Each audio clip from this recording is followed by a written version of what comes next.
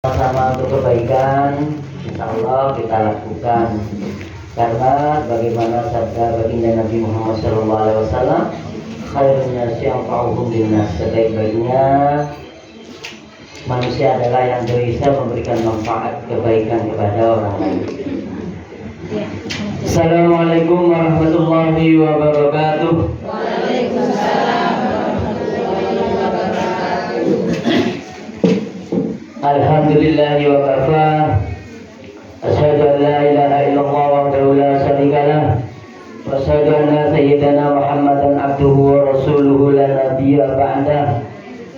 Allahumma salli wa sallim ala sayyidina Muhammad wa ala alihi wa ashabihi wa man tabi'ahum bi ihsanin ila yaumil qiyamah. Amma ba'dah.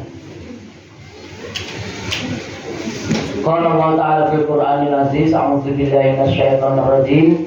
Laqad kana lakum fi Rasulillahi uswatun hasanah. Wa qala aidan Bismillahirrahmanirrahim. Inna a'tainakal kautsar fasholli li rabbika wanhar inna syani'aka wal abtar. Al-ayah. Hadratul mukarramin, para alim, ulama, ustadzat, para guru, dan insya Allah di perkumpulan kita ini ada namanya penyuluh, ya? Ibu penyuluh yang merupakan tangan depan atau sebagai peluncur terdepan dari Kasih Bimas Islam. Jadi penyuluh ini di bawahnya kantor urusan agama.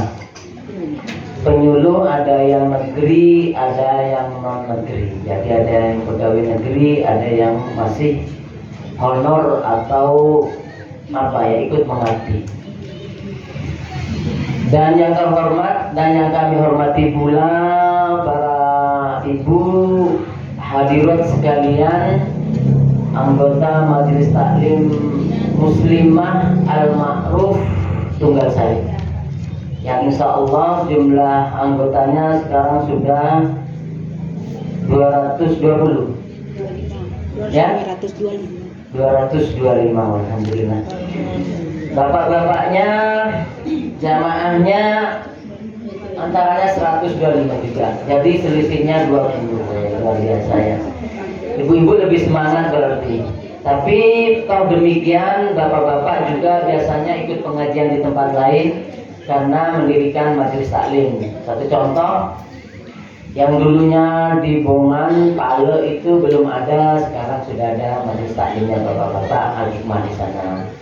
Kemudian grupnya para pengembara dari Lamongan mengadakan juga.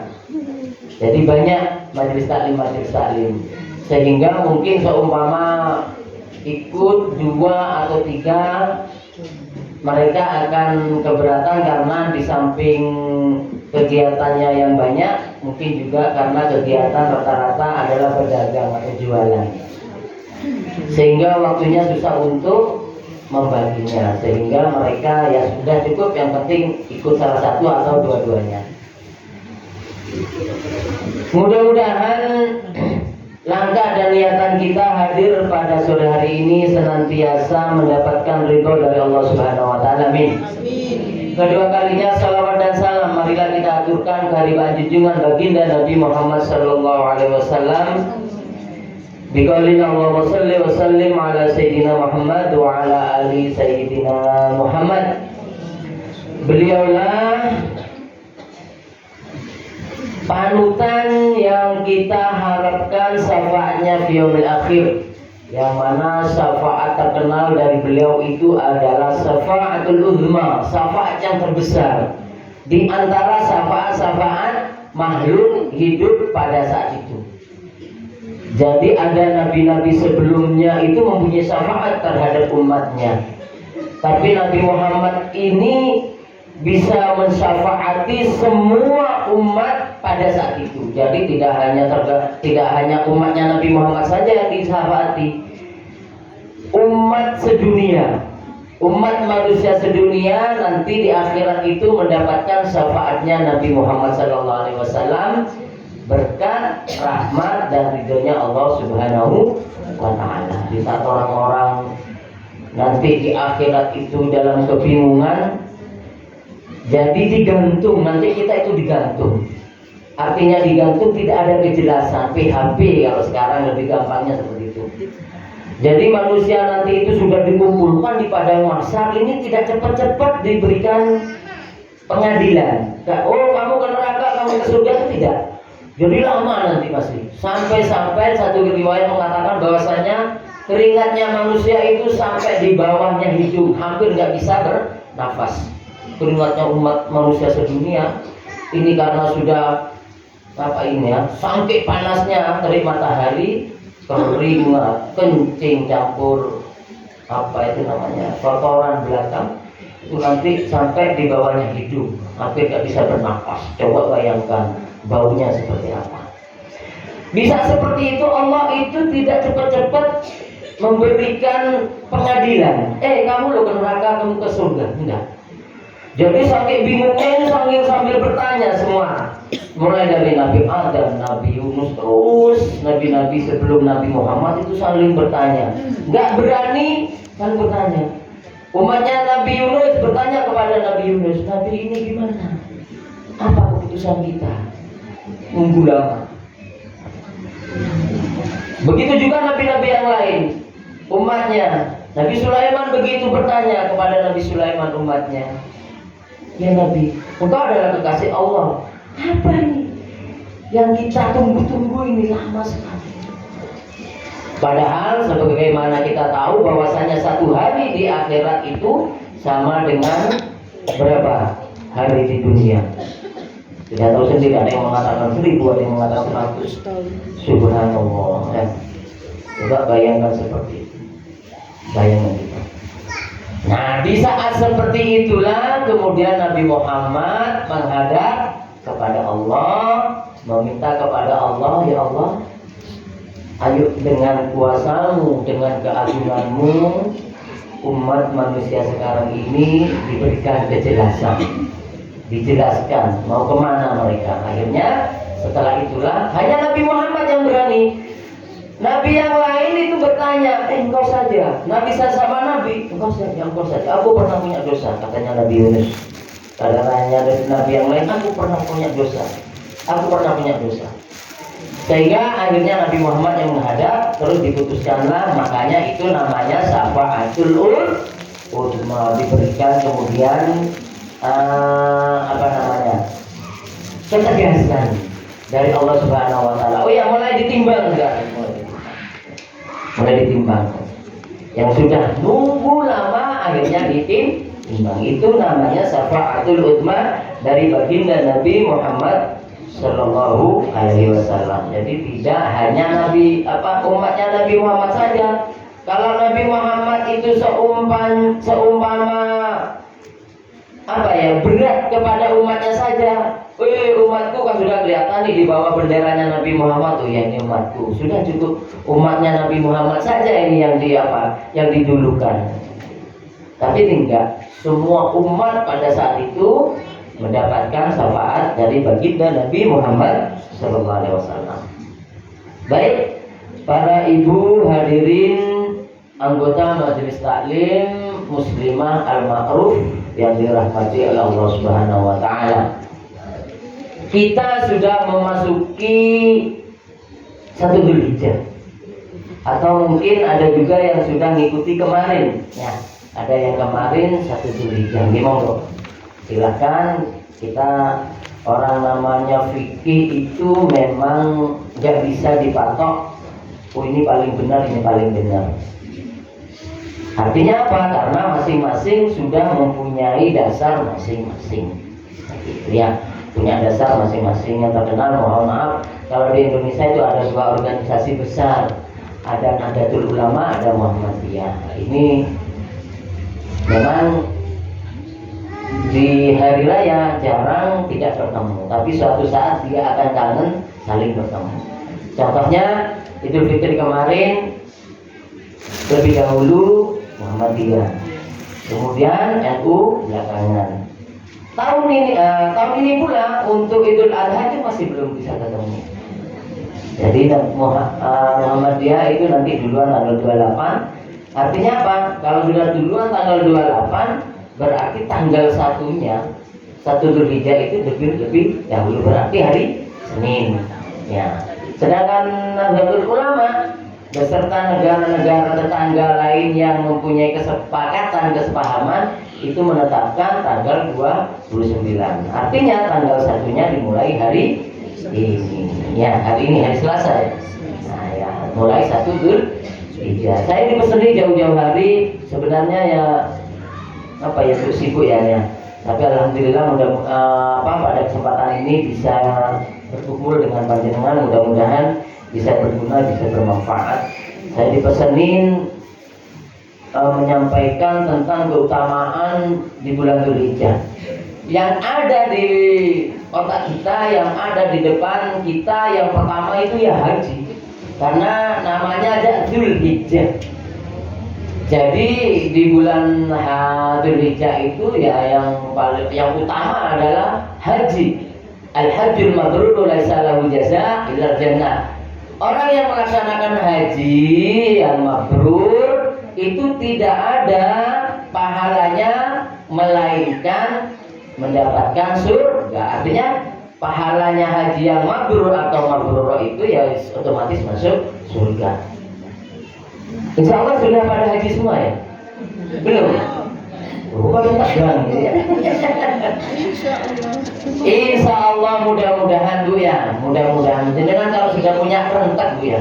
Ini rahasianya saya nih Bu. Rahasianya saya yang sudah saya lakukan. Punya hajat, punya ingin, tapi sampainya musyawarah sama suaminya. Siapa tahu dapat dukungan. Ya, siapa tahu mudah-mudahan dapat dukungan. Jangan sudah kok kepingin mau umroh mau haji, sampai itu mulai nyisihkan duitnya tuh. Anda hilang, taruh tabungkan.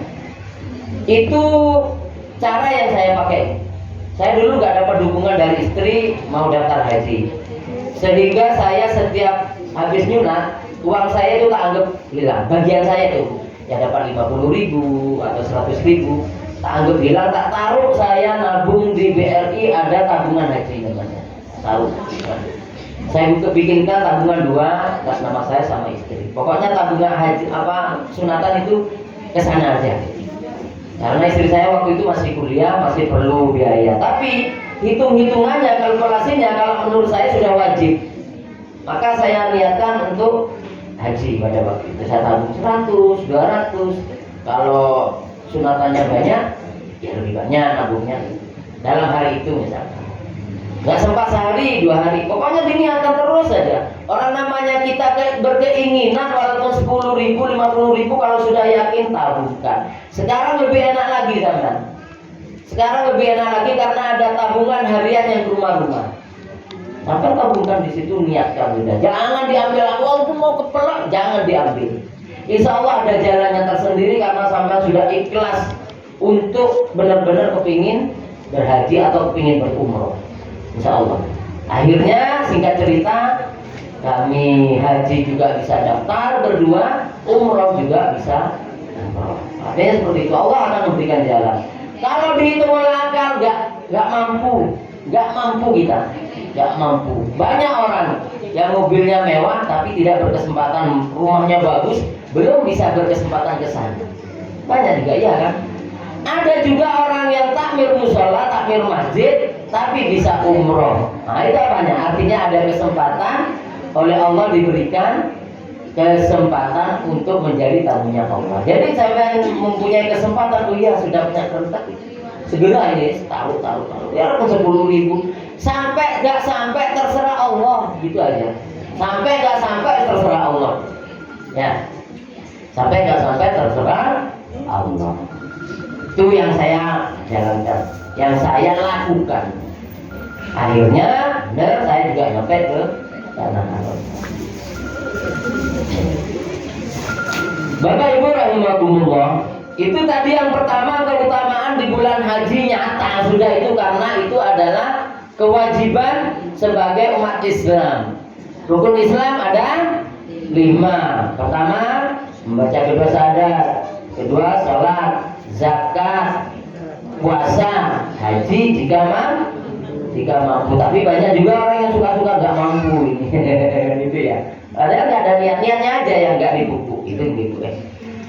Kemudian menyitir dari penjelasan kitab Durratun Nasihin bahwasannya ada keistimewaan di bulan selain apa itu Bu? Selain haji, itu ada 10 keistimewaan di bulan haji di hari pertama, 10 pertama. Jadi tanggal 1, 2 sampai 10 ini ada keistimewaan yang insya Allah ibu-ibu, bapak-bapak bisa melaksanakannya. Yang pertama, kata baginda Nabi Muhammad SAW, barang siapa yang bisa berpuasa di hari pertama Dzulhijjah, hari ini, atau yang ikut kemarin hari kemarin, maka oleh Allah Subhanahu wa Ta'ala diampuni dosanya, sebagaimana diampuni dosanya Nabiullah Adam alaihi salam. Nabi Adam punya dosa apa Bu kepada Allah Subhanahu wa Ta'ala? Apa Bu? Apa ya? Melanggar perintah Allah, nggak boleh dekat-dekat ke buah huldi, dan tidak boleh makan buah huldi. Tapi karena rengean daripada istri beliau Siti Hawa, ya karena saking pinternya siapa iblis, saking pinternya iblis digesek terus. Melalui Nabi Adam nggak bisa. Wow, Nabi Adam kekasih Allah, kan gitu nggak bisa. Itu lewat istrinya, lewat pasangan. Terus digesek. Tapi ada hikmahnya. Hikmahnya apa? Kalau Nabi Adam ini tidak mengikuti permohonan istrinya, maka kita tidak ada di dunia. Maka itu menjadi sunnatullah. Hanya saja menurut kekasih Allah tingkatan Nabi, hal itu adalah menjadi dosanya. Menjadi dosa. Ya coba nggak ada Nabi Adam mengambil buah khuldi, memakan buah khuldi, ya kita nggak ketemu di dunia. Nggak ada ustaznya. Iya. Sampean kalau masuk di surga, kan di surga Nabi Adam waktu itu, berarti nggak melihat neraka. Otomatis siapa yang kepingin ke neraka? Tidak ada. Kan nggak ada kan? Itu hikmahnya. Sedangkan di dunia kita sudah bisa melihat gambarannya neraka. Nah, itu hikmahnya. Tuh ya, kaji Indonesia dong ya. Azabnya otomatis datang, kemudian baru umatnya itu ingat apa katanya Nabi Yunus. Akhirnya mereka berbondong-bondong mengikuti dakwahnya Nabi Yunus. Tapi sudah kaset, sudah ditinggal, dicari nih Nabi Yunus. Dicari nggak mau, aku sekadung jengkel sama kamu, pergi dia. Akhirnya dia merantau, ikut kapal, sudah ditinggal. Ya jengkel Bu, sudah dengan sabar mengatakan menyampaikan yang benar, tapi nggak diikuti malah diolok-olok. Ayo siapa yang nggak sakit, namanya juga manusia. Akhirnya berlayar. Nah pada saat berlayar itu situasi kapalnya, cuacanya pas tidak bagus, mau oleng. Nah, mufakat untuk membuang barang-barang yang kurang berguna, buang yang besar-besar. Ternyata kok masih mau oleng aja ini kapalnya, ini kapal lautnya. Terus diundi. Padahal Nabi Yunus ini yang nggak terlalu gemuk sebenarnya, yang nggak gemuk, biasa sedang. Diundi, jatuh Nabi Yunus. Siapa yang harus dilempar ke laut? Diundi Nabi Yunus pertama. Oh enggak, Yunus loh, enggak besar, badannya enggak gemuk, enggak big size katanya. Diundi lagi, jatuh lagi Nabi Yunus, sampai ketiga jatuh kepada Nabi Yunus. Ternyata itu adalah cobaan dari Allah, ujian dari Allah karena sudah meninggalkan umatnya ditinggal begitu saja. Sudah mau mengikuti ditinggalkan karena sangat jengkel. Akhirnya Nabi Yunus dimasukkan ke dalam ikan nun. Dunun namanya ikannya itu ya. Dunun. Ikan ini ikan paus, tak anggap seperti itu yang besar. Kalau sekarang bayangannya kan ikan paus. Itu diperintahkan oleh Allah. Ikan. Cebong.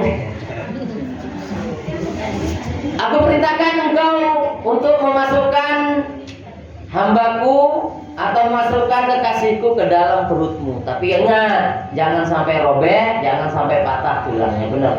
Dilep sekali napas, itu masuk dia ke dalam perutnya.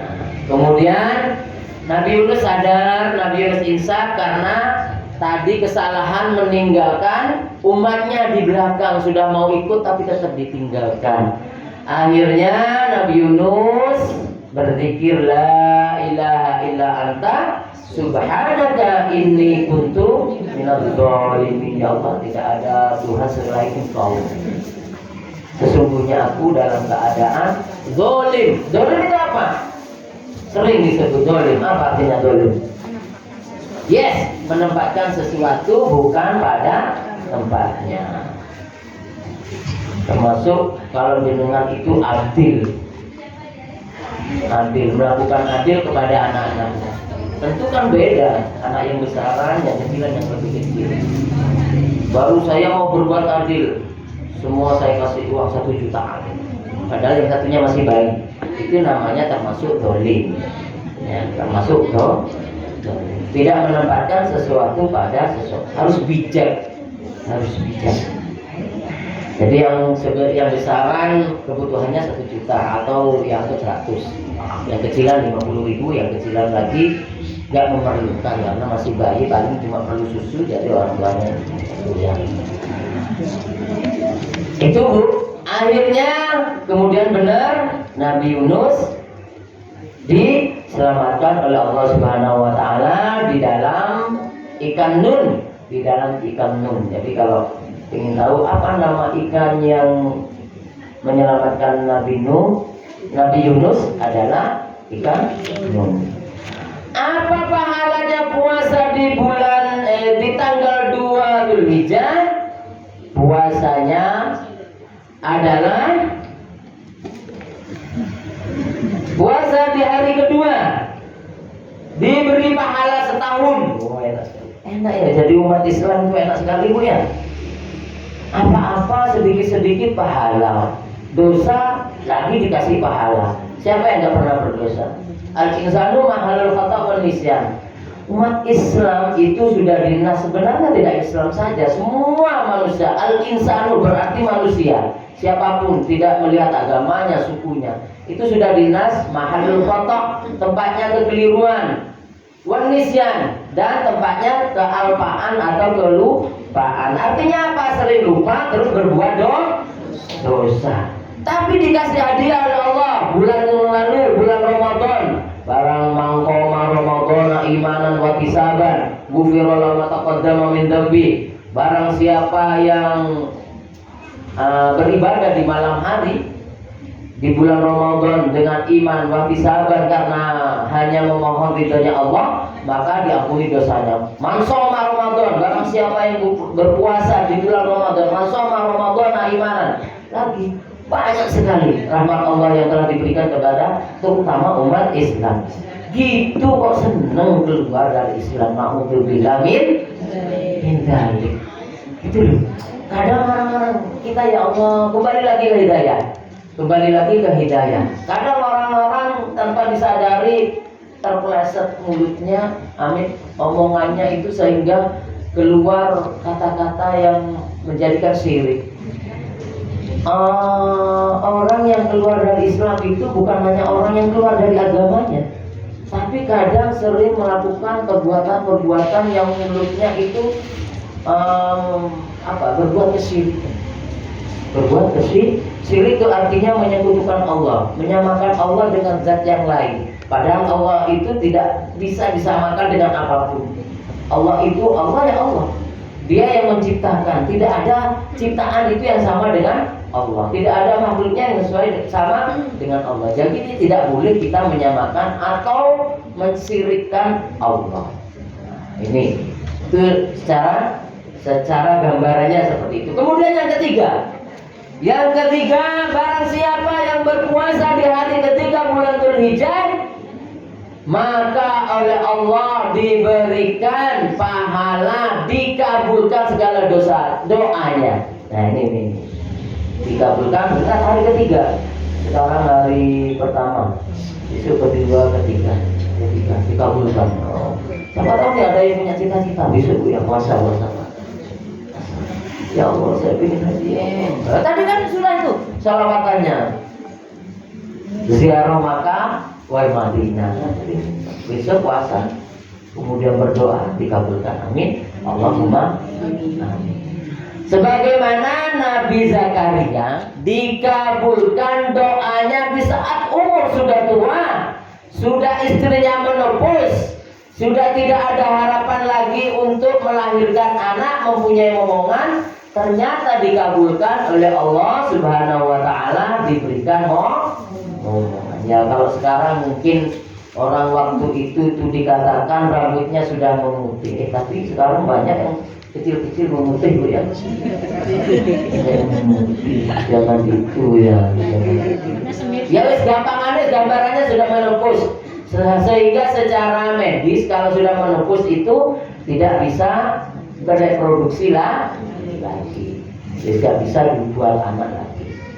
Tidak bisa ditempati janin lagi. Ya, tidak bisa ditempati janin lagi. Tapi Allah Subhanahu wa taala karena Nabi Zakaria itu tidak punya keturunan.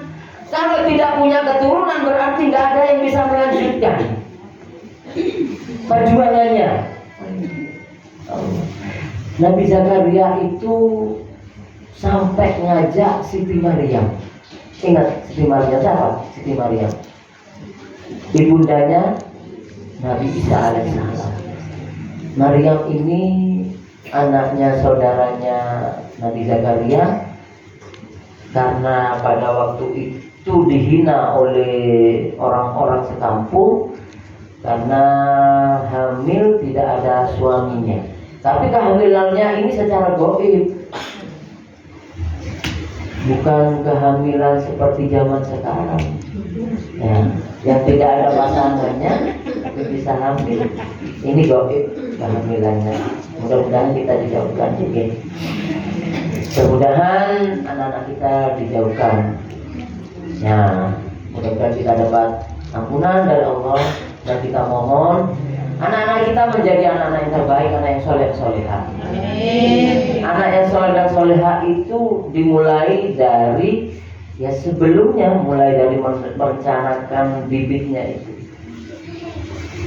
Merencanakan, saya juga punya anak, sehingga menjadi beban kita semua seperti itu.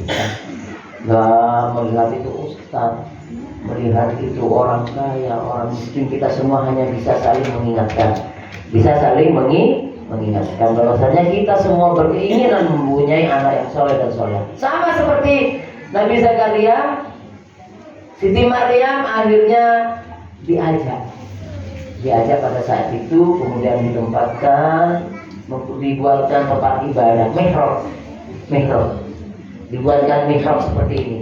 Jadi manusia pertama yang membuat mihrab itu adalah Nabi Zakaria. Mihrabnya ini untuk tempat ibadahnya Maryam. Hanya baca Maryam pada saat itu akhir sampai lahir Nabi Isa alaihissalam. Setelah itu umur sudah tua, ya kalau sekarang gambarannya 70 tahunan lah wis. Umur 70 tahunan semuanya, yang perempuan kalau selisih 5 tahun berarti 65 tahun sudah menopause. Anggap seperti itu. Baru diberikan kabar baik dari malaikat bahwasanya Nabi Zakaria diberikan keturunan. Itu kalau Allah sudah menginginkan, apa yang tidak bisa terjadi. Akhirnya Nabi Zakaria diberikan keturunan, lahirlah namanya Nabi Yahya. Nah itu nanti ya. Sama di saat kita berpuasa di hari ketiga bulan Dzulhijjah, maka akan diberikan keistimewaan, dikabulkan doa seperti Nabi Zakaria yang memohon punya keturunan. Kalau kita semua memohon punya rumah baru, punya mobil baru, punya bisa naik haji, umroh, ya. Pokoknya yang satu bertambah jadi dua kan gitu ya. Nah, itu artinya apa? Keturunan itu berarti sesuatu hal yang sangat penting, terutama umat Islam. Makanya kata dulu orang umat Islam itu sebanyak-banyak lahirkan anaknya sebanyak-banyaknya. Tujuannya untuk dakwah, terutama di Bali. Tapi ya sampean ya harus punya perencanaan juga. Bikin banyak-banyak tapi dibiarkan, nggak disekolahin, nggak dipondokin, wah keleleran. Jadi pemuda-pemuda yang apa ya, siap ditindas oleh yang lainnya karena tidak punya bekal ilmu ya. Tapi kalau punya bekal ilmu siap memimpin, seperti itu. Kemudian di hari keempat, barang siapa yang berpuasa di hari keempat Dzulhijjah, maka dia akan mendapatkan kemudahan hidupnya. Sebagaimana di hari keempat ini Nabi Isa dilahirkan. Tadi karena Siti Maryam, Nabi Isa dilahirkan. Kemudian keutamaannya lagi akan dibersamakan nanti di akhirat. Yang puasa di hari keempat itu dibersamakan dengan orang yang baik-baik. Wah, kita dikumpulkan dengan orang yang baik-baik nanti di akhirat. Kalau sudah kumpul di hari bersama orang yang baik-baik, artinya apa, Bu? Masuk surga, orang dikumpulkan sama orang baik-baik. Barang siapa yang berpuasa di hari kelima, Bu? Sedikit, lagi berapa lama waktunya? Masih. Lagi 15 menit, Bu ya? Ya, tak cepetin dong. Hari kelima, barang siapa yang berpuasa di hari kelima Dzulhijjah, maka oleh Allah Subhanahu wa Ta'ala diberikan keutamaan sebagaimana lahirnya Nabi Musa. Apa pahalanya puasa di hari kelima? Yaitu dibebaskan kemunafikan. Kadang kita ini kan apa ya, Bu? Tanpa dipungkiri lah, nggak boleh dipungkiri bahwa sebenarnya kita itu sering luput omongannya ya. Sering apa namanya? Berdusta, munafik, nifaq, sering berdusta, sering berbuat hal-hal dosa kecil, munafik. Kemudian akan dibebaskan dari siksa kubur. Ini yang enak. Yakin kita ada siksa kubur kan, Bu ya? Oh, di azab itu kan sudah ada di azab. Contohnya azab di Indonesia. Iya, benar. Ya siapa yang biasa nonton azab ini? Saya dengar ceritanya ibu-ibu aja, sama di medsos itu azab. Karena saya nggak punya TV, Bu, di kos-kosan nggak ada TV ya. Punya TV. Ya. Kemudian barang siapa yang berpuasa di hari kelima keenam. Tadi kelima Nabi Musa itu. Yang keenam itu oleh Allah pahalanya sebagaimana kebaikan, dibukakan kebaikan kepada para nabi. Nabi-nabi semuanya itu dibukakan kebaikan. Jadi berlomba-lomba nabi itu berbuat kebaikan. Nah itu pahalanya di saat itu mendapat kasih sayang rahmatnya Allah di hari ke-6. Kemudian hari yang ke-7, barang siapa yang berpuasa di hari ke-7, di hari ke-7 itu adalah ditutupnya 10 pintu jahanam. Ditutupnya 10 pintu neraka jahanam ditutup. Ditutup. Tidak diberi kesempatan untuk bisa memasuki ke sana. Terus apa pahalanya bagi orang yang puasa di hari ke-7? Oleh Allah Subhanahu wa Ta'ala dibukakan pintu kebaikan 30 kemudahan. Pintu kemudahan 30, pintu kemudahan, dibukakan pintu kemudahan. Kemudian ditutupkan 30 pintu kesusahan. Nah ini ibu-ibu yang suka susah-susah itu puasa di tanggal ke-7. Ya, ibu susah-susah, suka susah. Suka susah. Ini cicilan ini gimana waktunya banyak. Juga susah ya Bu ya. Susah. Bayar. Tapi ini berat ya Bu ya, mau puasa ya Bu ya. Ya Allah, berat. Nah, nanti ada caranya biar nggak berat teman. Nanti ada caranya. Kemudian yang ke-8 itu hari Tarwiyah. Hari Tarwiyah ini orang-orang ini hari Tarwiyah sudah mulai kegiatan mau haji kan? Sudah mulai haji hari Tarwiyah itu biasanya nginep di Mina. Kemudian hari Arafah baru hari Tarwiyah. Barang siapa yang berpuasa di tanggal 8 bulan Dzulhijjah, maka oleh Allah diberikan pahala. Yang tahu jumlah pahalanya itu hanya Allah. Berarti kita nggak bisa ngitungnya, nggak bisa menghitungnya karena Allah aja yang memberikan jumlah pahalanya. Itu terserah Allah Subhanahu.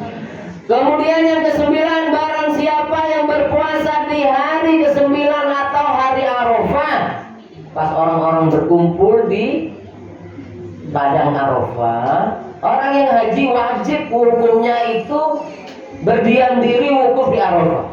Apabila tidak wukuf di Arafah maka tidak dihitung haji. Sama kayak orang umroh tidak ada di Arafah, makanya tidak dipanggil haji, hanya dipanggil haji kecil.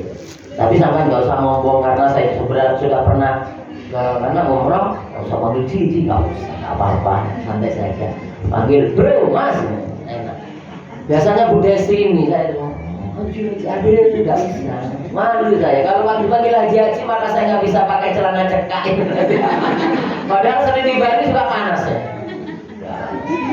Ya.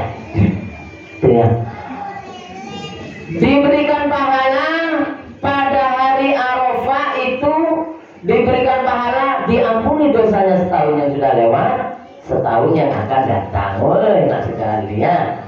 Enak lagi. Jadi umat Islam itu enak banget. Ya, enak banget. Hadisnya itu dikatakan barang siapa yang berpuasa 10 hari pertama di bulan haji, maka akan mendapatkan macam-macam keutamaan, dimudahkan hidupnya, diangkat derajatnya, diampuni dosanya, kemudian dibebaskan dari siksa api neraka, dimasukkan surga. Nah, penjelasannya yang 9 tadi itu Bu, maksudnya berpuasa 10 hari itu puasanya cukup dari tanggal 1 sampai 9 saja, karena tanggal 10-nya itu sudah hari raya, tidak boleh berpuasa. 2 hari raya itu nggak boleh berpuasa, Idul Fitri nggak boleh berpuasa, Idul Adha nggak boleh berpuasa. Hanya saja ada kesunahan yang di bulan Dzulhijjah tanggal 10-nya itu, kalau bisa sunnah Nabi itu pada saat berangkat sholat Idul Adha itu jangan makan, jangan minum, ditahan sampai setelah selesai khutbah Idul Adha. Makanya sampean bawa permen atau bawa roti atau apa, minum nggak minum. Kalau sekarang yang gampang nggak minum seperti ini kan sudah biasa lumrah. Kalau bawa ini mungkin masih. Itu sunnahnya, maamnya sesudah sholat sesudah khutbah Idul Adha, maka sampai dapat pahala sunnah lagi. Kalau Idul Fitri, maam sebelum berangkat sholat, maam minum sebelum berangkat sholat. Nah, 10 Dzulhijjahnya nggak boleh puasa, tapi menahan makan sampai bacaan khutbah ini atau setelah khutbah 2. Nah, terus apa lagi Bu di hari ke-10-nya yang utama? Di hari 10-nya adalah berkurban. Alhamdulillah ibu-ibu ini tahun ini berapa sapi? Enggak, 2 sapi. Yang ibu-ibu saja loh. Iya. 2,5 ya Bu ya. 2 lebih ya. Wih, alhamdulillah ya Allah. 2 sapi. 4 berapa orang? Terus lebihnya berapa orang? 14, 18 kayaknya. 18. 4 orang berarti. Iya. Dan 2 sapi 14. Alhamdulillah. Mudah-mudahan panjenengan dimudahkan rezekinya besok. Maaf. Ini ada kebenarannya memang sih. Ada Sejabir itu mengatakan barang siapa yang berkorban itu berarti semua keluarganya sudah tercakup semua. Tapi juga kita pakai. Karena kalau itu dipakai kita berarti termasuk orang yang pelit. Mungkin benar ada dasarnya tapi pelit. Karena hadis Nabi mengatakan keluarganya itu setiap tahun itu berkurban. Keluarga Nabi itu setiap tahun berkurban. Masa kita sudah selesai berkorban karena keluarganya sudah berkorban, tahun depannya lagi lapang punya rezeki nggak mau berkorban kan seperti itu. Padahal keutamaan berkorban sebagaimana disampaikan oleh Siti Aisyah. Siapa Siti Aisyah, Ibu? Siti Aisyah ini istrinya Nabi Muhammad. Kecil, dikatakan bahwasanya umur 9 tahun, tapi tidak sama umur 9 tahun sekarang sama zaman dulu, Bu ya. Kenapa kok diambilkan di Nabi ini dijodohkan? Kan ini kodratnya Allah. Dijodohkan, bahkan diplesetkan Nabi Muhammad itu nggak waras kawin sama anak kecil. Jangan, kita harus meyakini bahwasanya Nabi Muhammad itu manusia yang paling sempurna, tidak ada manusia lagi. Setelah Khalid, Nabi Muhammad.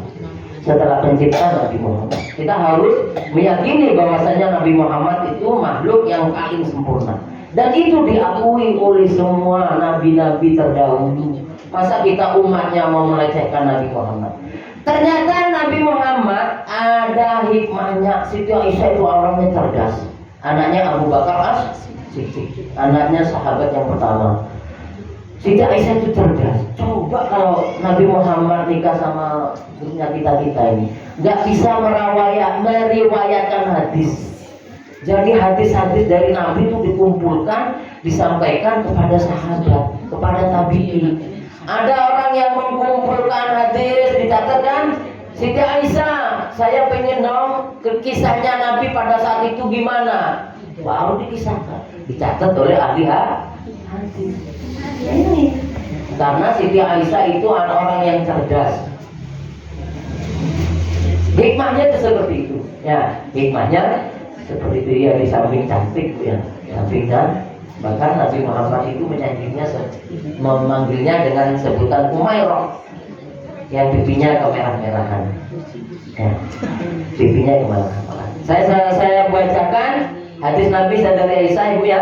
An Aisyah anna Rasulullah sallallahu alaihi wasallam qala ma amila adamiyyin min amali yauman nahri ahabba ilallahi min ihraqid dami innaha la ta'ti yaumal qiyamati bi qurniha wa sa'riha wa balafiha wa nadama la yaqa'u min Allahi bi makanin qabla an yaqa' min al-ardi fatibu biha nafsan. Yang artinya dari Siti Aisyah radhiyallahu anha, tidak ada sebuah amalnya anak Adam yang paling baik di hari ke-10, berarti di hari raya Idul Adha, kecuali memotong korban atau menjatuhkan darah. Menjatuhkan darah itu artinya memotong hewan kurban. Mengapa? Nanti hewan kurban yang kita potong itu akan datang di hari akhir, hari kiamat sebagai saksi. Kukunya, tanduknya menjadi saksi. Bulu-bulunya menjadi saksi. Bulu-bulunya banyak ya. Kalau tanduknya 2, kakinya 4, kuku-kukunya kan 4 ya. Itu akan menjadi saksi. Kok yang datang ini kok tanduknya, bulunya, kakinya, kukunya, terus dagingnya kok nggak datang? Kan iya kan? Yang dimakan apanya? Dagingnya sama tulangnya disop, bulunya dibuang, kakinya dibuang, tanduknya dipakai hiasan, dibuang ya. Yang nggak berguna yang menjadi saksi. Jadi dibalik sekarang pola berpikir. Yang nggak berguna saja menjadi saksi, apalagi yang berguna bisa ngasih saudara-saudara yang di bawah kemiskinan. Maka senang kan jenengan. Oke, berbahagia diberikan kesempatan bisa berkorban. Alhamdulillah. Besok semangat lagi. Ayo nabung. Itu ya. Artinya apa? Hal-hal yang tidak manfaat menurut kita, tidak berguna, itu tidak bersaksi. Apalagi dagingnya. Nih orang-orang yang dikasih, benar ya Allah, saya bersaksi bahwasanya saya kemarin itu diberi daging kurbannya Bu Desi. Desi paling depan. Bu Desi paling depan. Salah sendiri pakai contoh. Pakai contoh.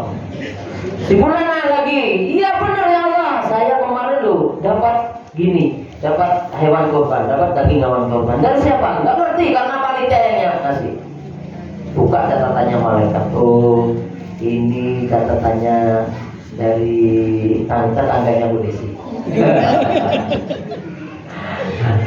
Seperti itu, nggak akan salah catatannya malaikat. Ini sudah ada rekamannya semua ya Allah, sudah dinamakan malaikat Raqib Atid, sudah tercatat, tenang, nggak akan salah, nggak akan salah. Dilanjutkan hadis tersebut tadi sudah menjadi saksi persaksiannya, disebutkan wa anna ad-dama la yaqa'u min Allah bimakan qabla yaqa'a min al-ardi. Darah pada saat hewan kurban itu dipotong, itu loh Bu, sudah nyampe duluan. Sebelum nyampe netes di tanah, darah ini sudah bersaksi kepada Allah, sudah nyampe duluan oleh Allah. Sudah dicatat duluan. Belum nyampe di tanah, sudah oleh Allah dicatat kebaikan. Terus selanjutnya sebagai apa ya? Ayo disemangati, karenanya lapangkanlah jiwamu. Lapangkan jiwa. Ya ayo. Kalau sudah punya harta, punya kelonggaran, hartanya kalau cuma kurang-kurang 500 misalnya. Kurang 500 kasih itu kurban kan. Cuma 500 gampang. Berani. Itu ya, misalkan seperti itu. Biasakan keberanian hidupnya. Lampangkanlah jiwamu untuk melakukannya. Bahkan hadis Nabi yang mengatakan bagaimana itu ya Bu ya? Barang siapa yang punya kelapangan untuk berkorban, tapi kelapangan harta tapi tidak mau berkorban, jauhkanlah kamu dari tempat sholat. Kamu itu termasuk golongan yang paling. Ini ancaman dari baginda Nabi Muhammad SAW. Itu hadis Nabi. Gak usah lah kamu cedek-cedek musola kuis sana. Artinya apa? Kalau sudah kaya, sudah punya itu oleh Nabi Muhammad itu diajak, yuk biasakan untuk berbagi lo sama saudaranya, itu lo saudaramu. Biarpun bagaimana itu saudaramu. Katanya orang Islam yang satu sama yang lainnya itu bersaudara, tapi melihat saudaranya miskin, saudaranya nggak bisa makan, saudaranya susah sekali mau makan, merasakan daging, kamu lo tega nggak ngasih dia daging, padahal cuma 1 tahun sekali. Jadi kita dibiasakan untuk saling berbagi satu sama lain. Tapi kalau beda, kalau orangnya sudah dicap, wah ini pelit, susah itu ya. Mudah-mudahan kita nggak termasuk golongan yang pelit ya. Karena mereka itu akan mendoakan kita. Terima kasih nak. Ayo coba kamu sampai ngasih orang miskin, orang minta-minta. Walaupun kita tergelitik kadangnya, dia itu minta-mintanya sebagai pekerjaan, bukan karena keterpaksaan. Sebagai pekerjaan. Karena suatu ketika saya pernah ngajak anak kecil, kamu ayo ikut aku, tak kasih 50.000 sehari. Kamu nungguin anakku saja, misalnya. Nggak mau dia. Setelah saya hitung, saya tanya dia berapa kamu sehari, dapat 200. Wah, pekerjaan 200 sehari, kali untuk 1 bulan ya. Jadi bukan keterpaksaan. Tatkala kita beri, kan sering kita memberi itu didoakan kita, ya Allah, mudah-mudahan sampai sehat walafiat, rezekinya ditambah oleh Allah Subhanahu wa taala. Kadang tetap gelitik kita. Itu pun orang yang tidak benar-benar miskin, karena pekerjaannya seperti itu. Apalagi orang yang miskin, orang yang memang susah. Orang susah doanya kabul. Orang susah, apalagi orang yang dihina-hina itu. Celong misalnya, dihinain kamu kita, hati-hati. sampai suka-suka menghina makhluknya Allah, doanya tuh kabul. Doanya kabul. Kalau sakit hati tembus. Doanya orang tua, terutama ibu, itu tembus. Makanya jangan suka ngomongin anaknya itu kebablasan. Hati-hati ibu-ibu ini, hati-hati. Kebablasan nanti jadi maling kundang beneran. Ya, jadi anak maling pun kalau mangkel itu, dasar kamu bisa jadi dokter, amin. Kan gitu ya, bisa kayak gitu ya. Tapi jengkel kadang-kadang, buang aja, laknat, aduh ya Allah. Ampun, hati-hati. Takutnya beneran Bu, beneran. Karena apa ya? Doanya orang tua itu, terutama itu ibu tuh makbul Bu, ya Allah. Waktunya udah habis. Waktunya sudah habis. Waktunya sudah habis. Ini juga protes itu saya. Ya sudah punya. Dari sini kira-kira ada pertanyaan ibu-ibu? Oh iya, caranya tadi katanya teman. Dia bisa melaksanakan puasa. Ini yang menepus kira-kira berapa, ada 50%? Kalau menepus itu kan nggak punya hutang loh. Puasa terus kan? Yang belum menepus ini Bu. Ada caranya sampai bisa ini. Kesembilannya ini sampai bisa melaksanakan. Caranya gimana? Sampai kan punya hutang tuh. Sekarang ini dah bayar hutangnya sampean biarpun nggak niat untuk puasa ini dari 1 sampai 9, sampean kok bayar hutangnya 9 hari, otomatis sampean dapat pahala yang 9. Wah, kurang enak Bi? Islam gak enak. Nah, ayo yang punya hutang angkat tangan. Yang punya hutang puasa angkat tangan. Enak kan? Cepet-cepet sampean. Gak bisa, kiranya ini penjelasannya was adanya tadi. Nah, yang cocok ini dengan kehidupan saya ini sekarang ini. Yang paling berat ini ya, mau bayar hutang. Hari kapan itu yang dimakbul itu? Ada hari ketiga. Ayo saya mau puasa hari ketiga. Nah, lah Bu, dipuasainya. Ada lagi pertanyaan? Gak ada. Dicukupin? Ibu-ibu nggak ada yang buka jajannya ya? Nggak ada yang buka airnya, sampai saya lu nggak ditawarin minumnya. Oh iya puasa. Saya nggak puasa, maaf ya. Bismillahirrahmanirrahim. Kirim doa. Baik Bu, kalau tidak ada langsung ini saya lanjutkan yang kedua, ini kirim doa katanya Bu ya. Bu Rima ada di sini, Bu Rima. Ada. Yang ke pengajian Bu Rima. Ikut absen. Anggota tapi absen. Nah itu anggota saya, suaminya sakit nggak bilang-bilang di grup. Yang nggak bilang-bilang temennya nggak tahu kan nggak didoain. Yang bawah baru masuk rumah sakit. Apa? Yang bawah baru masuk. Yang bawah. Baik Bu, kirim doa untuk keluarganya siapa nih Bu? أعوذ بالله من الشيطان الرجيم بسم الله الرحمن الرحيم الحمد لله رب العالمين الرحمن الرحيم مالك يوم الدين إياك نعبد وإياك نستعين اهدنا الصراط المستقيم صراط الذين